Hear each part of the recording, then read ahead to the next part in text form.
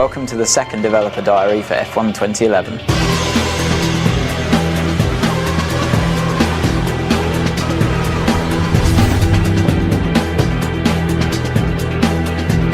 A lot of the feedback that we got on the 2010 title was that the handling is very good.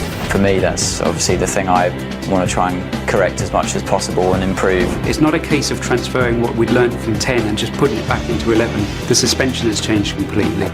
The aero's been updated. You can feel more involved with the car now. So the fundamental race experience is different now for qualifying than it is for the race. Qualifying's about those golden 2 laps, getting it right, hanging the car out there, really pushing it, really attacking the curbs, which you couldn't do last year. You can in 11. If you see a driver locking up under braking and smoke coming off the tyres, you can do that in the game. You've got a lot more mechanical grip basically available to you, and you can feel that in the slow speed corners.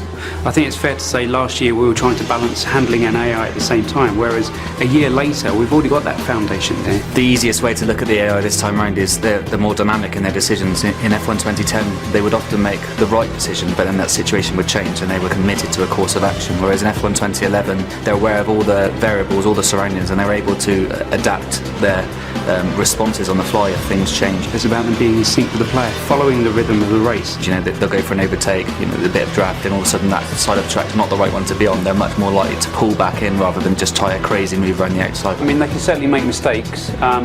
A driver can put too much throttle on coming out of the corner and spin out. There is a fairly complex system in the background that talks about the kind of gaps that they'd be willing to go for when they're trying to overtake, how quickly they'll put the throttle on. Some drivers are smoother than others. The AI is tougher. It's a lot more realistic. You're fighting with them a lot more. They're faster. It's a lot of fun. The handling's much better than last year.